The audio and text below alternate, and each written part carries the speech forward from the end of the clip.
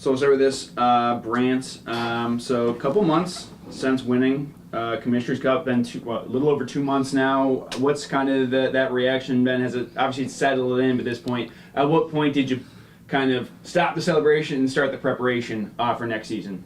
I would say right after my fiance and I got back from our honeymoon, so we enjoyed a little vacation time. So as soon as July 1st hit, right around the Dispersal draft, that's when I got really back to work and just needed a little nudge to get some of our players taken away in order to get some guys back and then recruit some more. Yeah, absolutely. And then obviously, Tyson as a captain coming back, how big of an addition essentially is that for him to come back for his 4th year as a Black Bear? I think it's the biggest addition.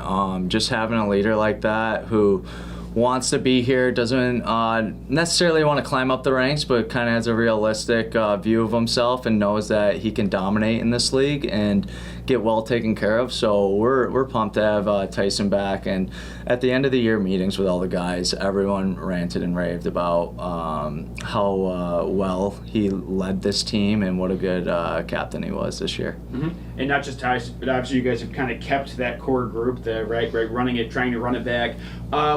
You mentioned the conversations. What have those been like to get guys to come back and say, hey, we can two-peat if all things fall in their place? It's pretty easy. There's only been a couple that aren't coming back, and some guys are retiring and moving on to their next career.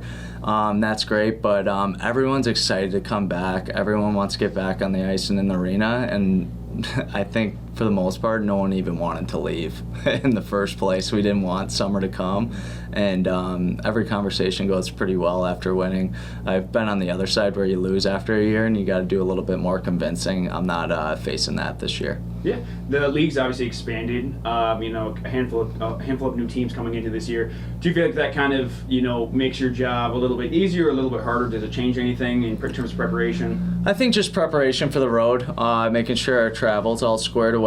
Whether that's leaving a day early, getting settled in, make sure we get that first road game on the weekend. But other than that, it's business as usual.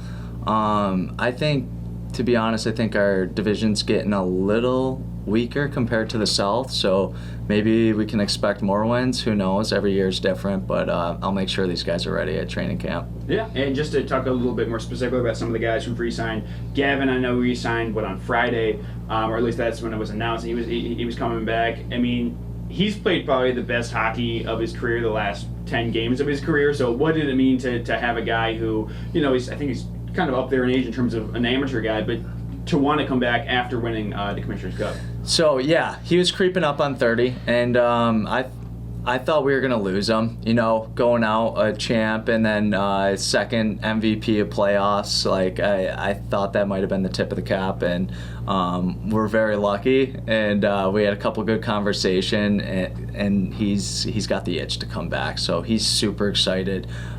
We expect him to hit the ground running and to start with us this year. He was up a league last year, so maybe him just coming in a little bit more comfortable. I let him play his style game. I don't have to over-monitor him too much, so he knows what to do out there, and we're very lucky to have him back. Mm-hmm. Last year, when you guys we did our preseason, preview, a lot of it was about, you guys had younger guys, you had newcomers, a lot of those rookies now, right? Connor McAnanimo was in his first year. A lot of those crop of rookies coming into their sophomore year. Do you feel like that advantage of having that experience of that first year is going to only, improve them for this season? 100%. So now we know what to expect. Going into last year, I didn't know how everything was going to work out. It was kind of a big question mark. Are these rookies going to be able to handle it?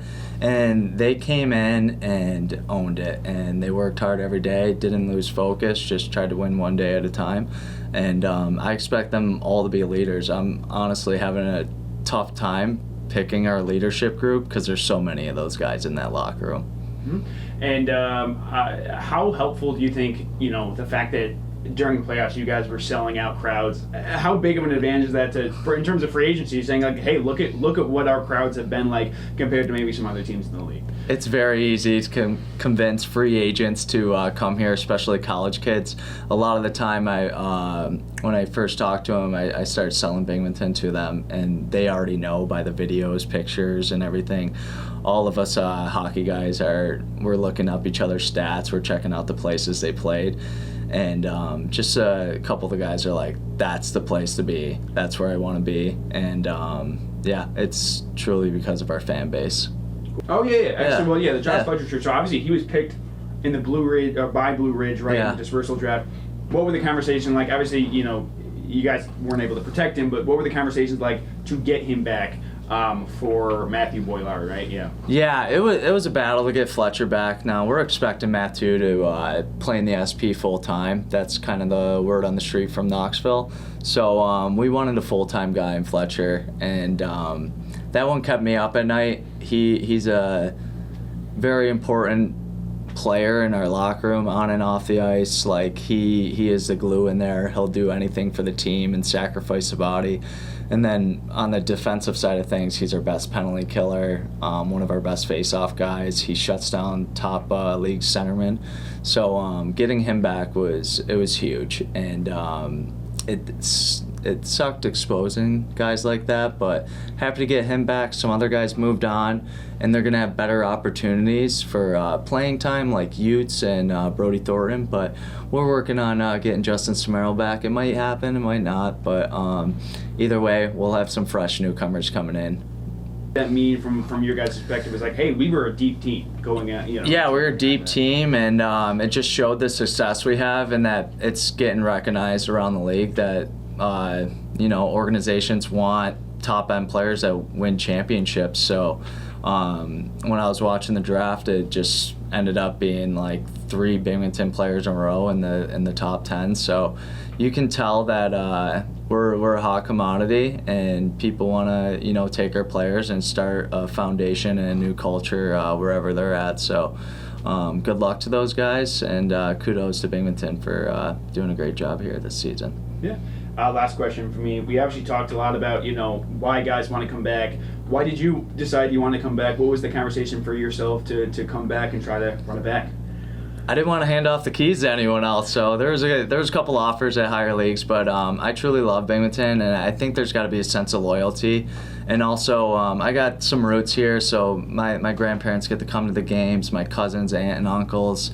They're up in Whitney Point Green area, so just kind of being settled in. Also, I'm getting married this summer. We just bought a home in Philadelphia, so staying within somewhat close proximity where if I need to bounce back on a Sunday to go take care of Tucker or my wife, then I'm able to do that and get some home projects done as well.